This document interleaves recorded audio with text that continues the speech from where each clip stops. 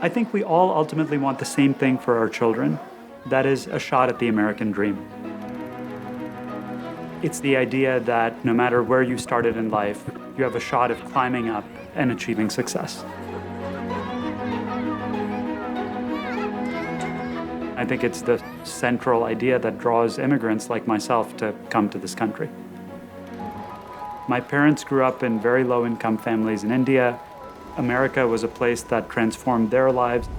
And through my own personal experience, I've seen how the effects of that have cascaded across the generations. But if we look today, despite the fact that the American economy is one of the strongest economies in the world, children today, especially children who grow up in lower income families, don't have very good odds of going on to achieve a higher standard of living than their parents. And so I went on to become an economist to try to understand why these differences were emerging. So in order to study issues of equality of opportunity, you fundamentally need data that allows you to follow people across generations. Big data. That has proven to be extremely difficult in social science. But a critical breakthrough came in 2010 when my colleagues at Harvard and I gained access to anonymized tax, census, and social security records, information from the government that would allow us to map the roots of poverty and inequality in our society. We realized that we had really struck upon a gold mine of information.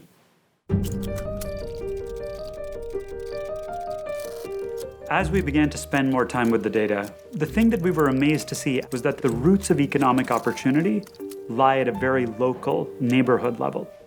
Specifically, we found that there were high opportunity neighborhoods where we see kids go on to have high rates of college attendance, high levels of earnings. Then going down to the low opportunity neighborhoods, there were big differences in terms of children's outcomes. Digging further, we looked at families that moved across places, and we found that moving to a higher opportunity place earlier on in your childhood dramatically improves your life outcomes. And so these data show the geography of upward mobility across the United States. And I realized this could really change the course of lives in America.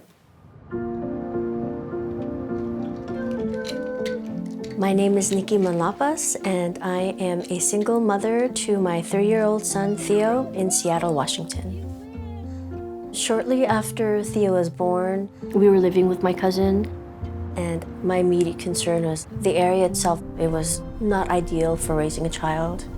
There were not so many parks or playgrounds or preschools. That was very hard. I think we want to be a country that has opportunity for everyone. And I think oftentimes there's the assumption that more expensive neighborhoods are just better, but what we see with the data is that that isn't always the case. We're seeing neighborhoods that might be relatively poor, but actually have really good neighborhood cohesion, where low-income kids actually do really well. And so what we did was start working directly with the Housing Authority in Seattle and King County, where some families have access to Housing Choice Vouchers. But what we see is that low-income families who use vouchers oftentimes end up in high-poverty neighborhoods with low opportunity for the kids who grow up there. And so we're bringing the data to the table and using housing counselors, help recruiting landlords, additional housing services to make sure that families actually have access to these areas and these opportunities. I found out about the Seattle Housing Voucher program. After I got my voucher, there was a program, CMTO, Creating Moves to Opportunity. They gave me a tour of the areas they were concentrating on. We saw parks, playgrounds, schools. It was a great way to see the neighborhoods that had the best opportunities for raising families. This is my little casa. Okay, you color? Having our own place feels really good. There's quite a few daycare centers around here. I know there's a good elementary school just up the street. I mean, I love this area. What we're finding from this experiment is truly amazing. Some of the biggest impacts I've ever seen as a social scientist. Had Nikki stayed in the neighborhood where she lived before, our data showed that Theo's prospects would be dramatically lower than what they are now.